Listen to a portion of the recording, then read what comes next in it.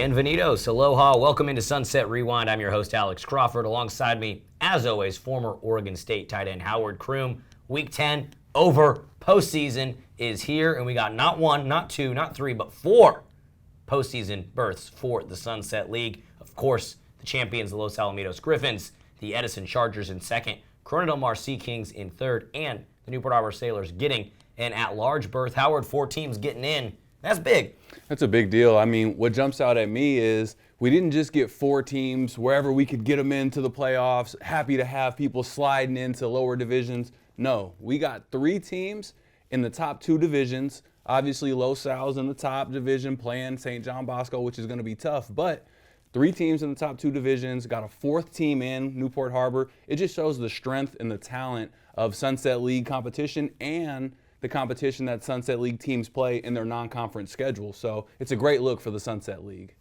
Let's start off with the number 1 team in Sunset League, the Los Alamitos Griffins. They were back-to-back Sunset League champs, and they finished with the number 7 seed in Division I. They're going to take on St. John Bosco next Friday, the 12th, at Panish Family Stadium in Bellflower. We'll preview that game on our next episode. Tough draw for the Griffins. Some people grumbling about the way D1 shook out, about a team like Los Alamitos having to go up against one of the best teams in the country, St. John Bosco. But the defensive coordinator, Michael Cobleigh from the Griffins, he offered a different perspective on their tough first-round draw.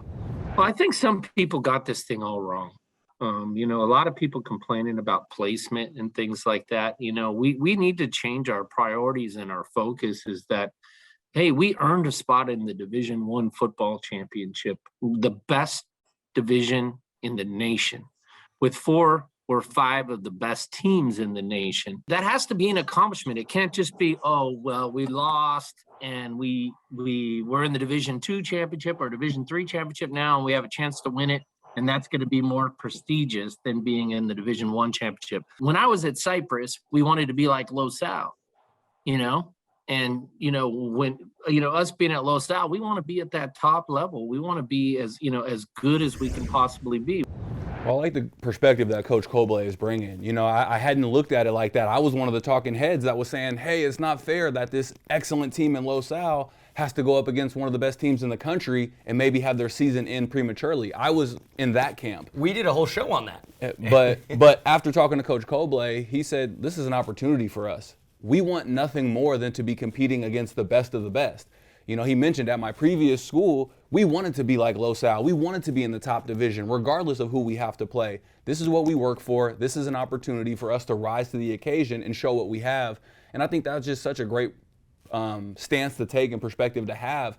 And that's how you keep these kids motivated and engaged despite having a tough opponent. We're going to look at this as an opportunity. Yeah, I love the perspective from Coach. And is it a bummer that we might not get to see Los Al go as deep as they could? Yes, but that's not the way they're looking at it. That's not the way I think Malachi Nelson's looking at it, or Makai Lemon, or Coach Cobleigh, or TJ Fenton, or head coach Fenton.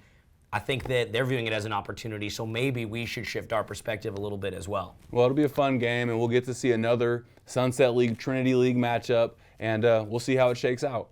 The first postseason game for the Sunset League this Friday, the Edison Chargers, the number 4 seed in Division II, they take on the Murrieta Valley Nighthawks. Nighthawks, they went 7-3 on the season, finished 5-0, won the Southwestern League, and that's going to be a really good matchup. Capshew Field, 7 o'clock Friday night. Well, this is going to be a great game. It's going to be a shootout. That's what my prediction is. 2 very high-scoring offenses. And starting with Murrieta Valley, just looking at the talent that they have, their quarterback, Brandon Rose, he's a Utah commit, so he's a Pac-12 guy calling the offense, running the offense. They've got Tiger Bachmeier, who, in addition to being an amazing football player, he has an all-conference name, Tiger Bachmeier. I mean, goodness gracious. He's a 6'2" receiver. He's got 16 touchdowns this year, 1,300 yards, offers from Oregon, other Pac-12 schools. I mean, he's a guy that it's going to be really tough to deal with. So Edison, they're going to have to match the scoring of Murrieta Valley and try to find a way to stop the receivers. Yeah, Murrieta Valley, they come in winners of 5 in a row. They swept the Southwestern League, and they scored 50.2 points per game in those wins. So a prolific offense. We talk, Howard, every week about the Edison Chargers offense. Well, they might have met their match in this opening round game in the Murrieta Valley Nighthawks. We talked to Edison wide receiver Tyler Hampton about what they're working on in practice to get ready for this tough matchup. We're working a lot on our defense and getting a good look for our defense because they have a pretty good offense. They have a few good receivers and a really good quarterback. So we're working hard on scout and just giving our defense a good look. Well, it's definitely going to be a challenge for the Edison defense, like we said. In addition to Rose and Bachmeier, they've got another receiver with close to 1,000 yards. They've got 2 running backs with over 6 yards a carry. I mean, it's just a dynamic offense, as you said, averaging upwards of 50 points a game. So it's going to be a great matchup and a tough test. Yeah, they did have one common opponent, San Clemente. Edison blew out the Tritons 42-0, and Murrieta Valley, they lost by 21-20. At the same time, Murrieta Valley only lost by 1 point to Norco, who finishes the number 8 seed in Division 1. So they hung with a team that's basically low Sal caliber. They barely lost to San Clemente. These are 2 very evenly matched teams. Well, both of those games that you just mentioned, which were 1-point losses for Murrieta Valley, they were both on the road. So these are 2 tough road games. This team went in, did a good job, didn't come out with the win, but you know they're going to be better for it. And then their last game, it was a 1-point shootout. I think it was 48-49 against their rival, another road game. So this is a Murrieta Valley team that's battle tested, similar to the Edison Chargers, who we know has had an absolutely grueling schedule this year and has gotten better from some tough losses as well. Well, let's talk about the Chargers a little bit. We know that we believe in them, but they believe in themselves as well. You caught up with junior quarterback Parker Awad at practice this week to ask what he thinks the Edison Chargers ceiling is. I think we could win it all, this team for sure. We've got a lot of talent, good coaching. As long as we do our jobs, I feel like we could win it all. Well, CIF title, that's definitely the feeling around the Edison campus. You know, all those guys, they know it's week to week and they have to take care of business, but they've got a ring on their mind. And another thing I talked to Parker Awad about was, you've got these amazing receivers. You've got this running game. How do you manage it all? How do you get everybody the ball? And he just kind of looked at me like, man, I just run the offense. You know, coach puts me in a position. I know where the ball is supposed to be. I know where the receivers are supposed to be. I read the defense and get the ball to the right person. And that's a testament to the handle that Parker has on the offense, the preparation of Coach Grady, the weapons that the Edison Chargers have. So while we love what Murrieta Valley brings on offense and all that talent, the Edison Chargers, they have maybe as much and more with the depth that they bring. So it's really going to be a great game, I believe. And we have respect for the Southwestern League because we called games for their club football team out at Winter Circle Athletics, the Southwestern Warriors, and they had some dudes out there. So, you know, I know we're Sunset Rewind, but if we ever expanded, maybe Southwestern Rewind. Got a lot of respect for that football league. Well, deep programs on both sides, and I wish I could have saw that Vista Murrieta Valley game that was 48-49, because you know it was a barn burner as well. Okay, one final question as we wrap this up, Howard. Edison wins if what? Edison wins if they can get pressure on the quarterback, control the line of scrimmage, and get Brandon Rose uncomfortable. We know he's going to sit back, look for Taven Lamprey, look for Tiger Bachmeier, and try to run up the score and run up those passing yards like they have every other game. So Edison's going to have to get to the quarterback and help out their defensive back so these guys aren't in coverage all night. And then from an offensive perspective, just like I say every week, Edison just has to do what they do.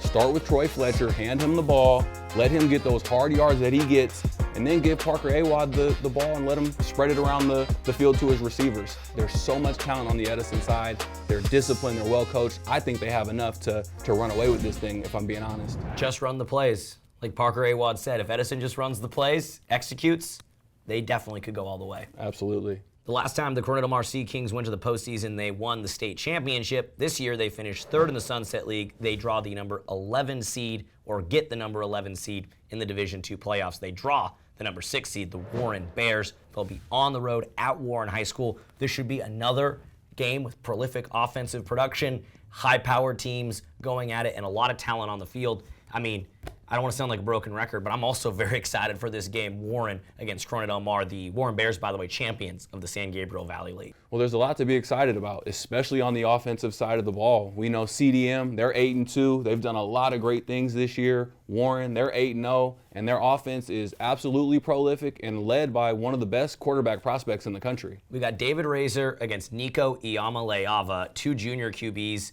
Razor, he'll be playing somewhere. Nico Iamaleava will be playing pretty much anywhere he wants at the next level. Absolutely. Has Pac-12 offers, ACC offers, SEC offers. Everybody in the country has offered Nico. He's an excellent quarterback. And when you look at the year that he's had, you understand why. This Warren team, they've put up 40 points almost every game they played, multiple 50-point games. They have a 60-point game. I mean, they're just an absolutely excellent offense. They throw the ball to 4 or 5 different receivers. They've got junior quarterback Marcus Higgs averaging over 7 yards a carry on the ground. It's just, what do you stop? Do you stop the receivers? Do you stop the run? They're a tough team overall with a quarterback that knows what he's doing. And when we interviewed Nico last spring, he told us, we asked him, what kind of a guy are you? Are you a pocket passer? Are you an athletic guy? He said, I'm just a pocket passer. I don't do much running. But when you look down, he absolutely torches people on the ground, not by design, but when he needs to. He's as athletic as could be. So they're absolutely stacked. Warren is on the offensive side of the ball, and it's going to be a real test for the CDM defense. 33-1. That is Nico's touchdown to interception ratio. He's thrown 33 TDs, just 1 INT on the year. And like you said, we saw him play at the club level, and we were impressed right away. Now he's had 2 seasons, a COVID season, and this season under his belt to grow and develop. And the kid is a star. But CDM, I mean, the last time they were in the postseason, like I said, they won state. Those sophomores from that team are now the seniors on this current Sea Kings team. They're offering some leadership. And talking to some Sea Kings defensive players, Jack Salmon and Dylan Wood this week at practice, they said the intensity has been turned up a notch. Just up tempo, we got to keep it solid. Everybody's been going hard, just a lot of focus going into this week. Can't be fooling around, so we're just going hard in practice, focusing on them. It's been a little more upbeat, like Dylan said. Big week. I mean, we could be done right after this, so we got to work hard and be ready for Friday.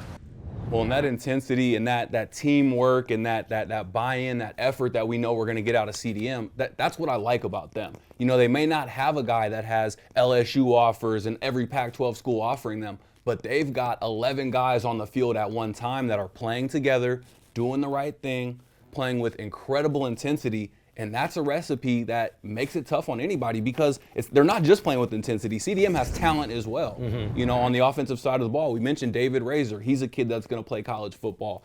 Max Lane, John Tipton, Charlie Mannon, Cooper Hoke, Trenninger. These are guys, Evan Sanders. These are guys that are very talented and they play together. They're well coached. They're very disciplined. So if somebody can go on the road and upset a prolific offense like Warren's, I'm putting my money on the Sea Kings to do it. The Sea Kings and the Bears do share a common opponent on the season. That's Downey High School. That's actually a rivalry game for Warren. They played that last week. They won 26-16. CDM played Downey in week 1. They won 38-20. Howard, what's it going to take the Sea Kings to get a win against Warren this Friday? Well, the Sea Kings are going to have to start by running the ball. I think David Razor on his quarterback keepers, we know they run a lot of design runs for David Razor, as well as Evan Sanders getting the handoffs. The Sea Kings are going to have to establish the run so they can soften up the defense, open up the passing game a little bit later on, but they're going to have to find a way to control that line of scrimmage. And it's going to be tough because Warren, they have a very strong defensive line. They've got a guy, Malik Riley. He's got 5.5 sacks on the season. They've got a sophomore, Jaden Houston, excellent defensive lineman, pass rusher. They've got a middle linebacker, E.J. Smith, who leads the team in tackles. This is a group that is going to make it tough on Evan Sanders. They're going to make it tough on David Razor and try to get him on the run. So Sea Kings got to start by running the ball, establishing the offensive line of scrimmage, and work to getting to a point where they can throw the ball over the top to their receivers. That's on the offensive side. Defensively, you're looking at guys like Tyler Brown and Jake Simpkins, the safeties and the defensive backs, the corners, to try to hold down these 4 and 5 different receivers that they're going to see and try to stop Nico from running up a 300-yard passing game, because we know that's what Warren is going to look to do. So for CDM to not get stuck in coverage all night, we need Gavin Scott, Dylan Wood, Charlie Mannon to get to the quarterback. We're not just here selling hype and hope. This is going to be another great matchup on Friday at Warren High School. Can't wait to see how this one plays out. The Newport Harbor Sailors, they went 3-7 on the season, but they still played a tough enough schedule, had a high enough CalPreps ranking to get the number 3 seed in Division 6. They'll be taking on the team that finished number 2 in the Freeway League, the Sunny Hills Lancers. But Howard, I always talk about Corona Del Mar being a team with veteran playoff experience. In 2019, the last time we had playoffs, the Sailors went to the quarterfinals where they lost to Palmdale Highlands. So their sophomores then are seniors now, and they're offering some veteran leadership to the younger guys. I talked to junior middle linebacker Robbie Kroll about that today at Sailors practice. They've been really helpful. A lot of our younger guys, including me, just our nerves are running, and they're giving us good advice with how to keep calm, and obviously the crowd's going to be big because it's a CIF playoff game, so it's been really helpful having them kind of guide us through that. Now, I know this is D6 and the Sailors finished 3-7, but I actually think this game means a lot for the Sunset League. Well, I agree. There is a lot at stake here because what if a supposedly bad Newport Harbor team beats a supposedly good Sunny Hills team? What does that say about the strength of the Sunset League? Absolutely. I mean, if Newport, they couldn't beat the top 3 teams in the Sunset League, yeah, they beat HB and Fountain Valley. If they go and they beat the team number 2 in the Freeway League, a Sunny Hills team that won CIF in 2019, they're a team with winning culture. If Newport can beat them and make a little run in this postseason, I mean, it just shows the depth of the Sunset League, that a team that barely squeaked into an at-large berth might win a game or 2 or 3, however many in the playoffs. I mean, I was talking to other Sunset League coaches this morning, and they're saying Newport Harbor could actually win this division down in D6. Well, they're a 3 seed, so that shows you how well they stack up against the other Division 6 teams. But I told you off air, we watched 10 Newport Harbor football games. We saw a scrimmage. We got to see them in the spring season. All that being said, I have no idea who this Newport Harbor team is. Are they a bad 3-7 team, or are they a number 3 team in a playoff division?